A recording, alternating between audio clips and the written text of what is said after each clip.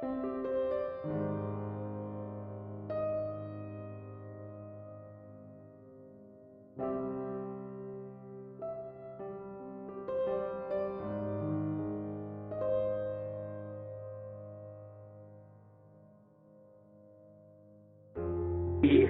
welcome Gerry White to present this eulogy in honour of Thomas Kent.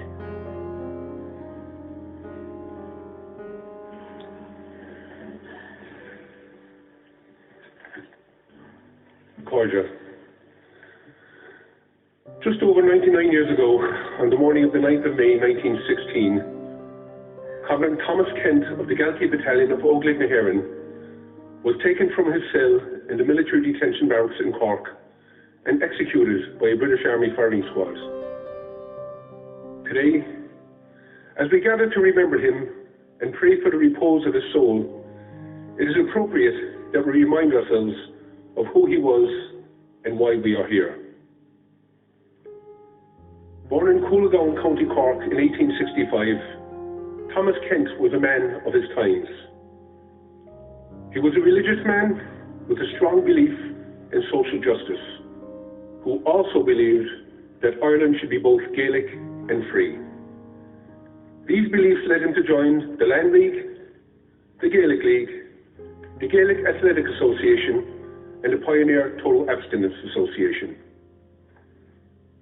Early in 1914, as the Home Rule crisis gripped Ireland, Thomas and his brothers decided to join the newly formed Nationalist Volunteer Force, Ogleg-na-HÉireann, or the Irish Volunteers. In the summer of 1915, in the aftermath of the split in the movement over participating in the First World War, Thomas Kent joined Terence McSweeney in reorganising the Cork Brigade.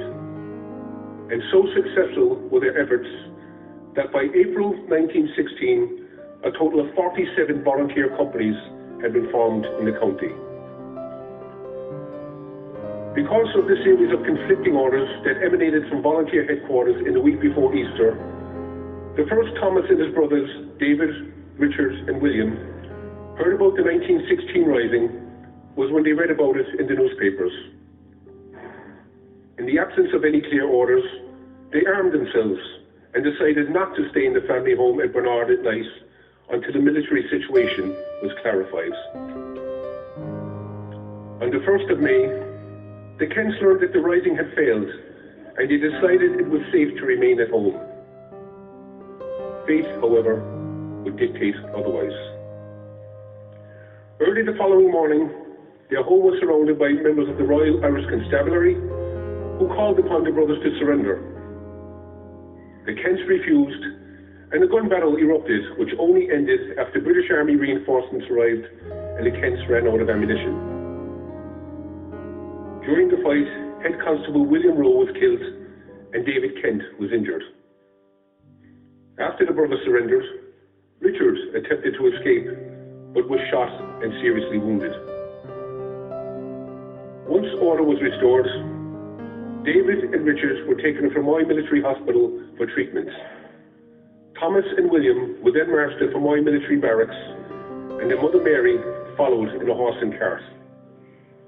Thomas made the journey in his stocking feet, and although the image he presented was anything but heroic, it had a profound impact on many of those who witnessed it.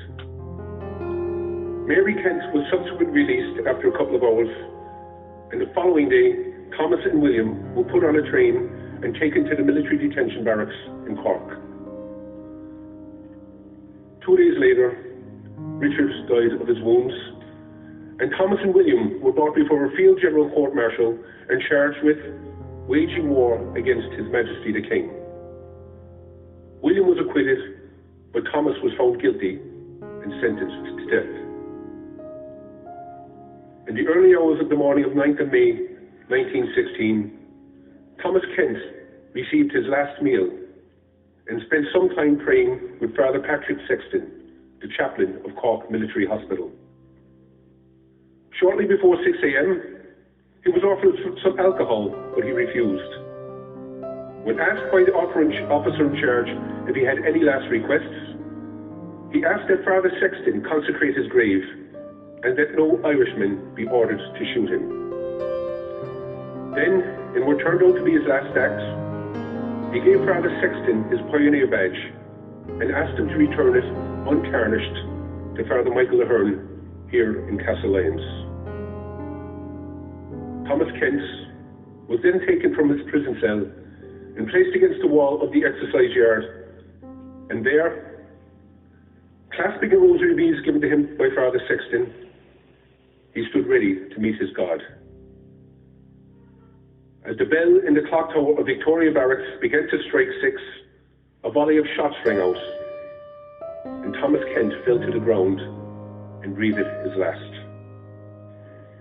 His remains were then placed in a shallow grave in the exercise yard, where they were destined to lay for 99 years.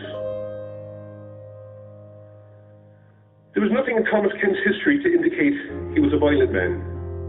In fact, it was confirmed at his court-martial that he hadn't resisted arrest on a previous occasion. We will never know the last order the Kent brothers received from volunteer headquarters, or what motivated them to resist on that fateful day in May.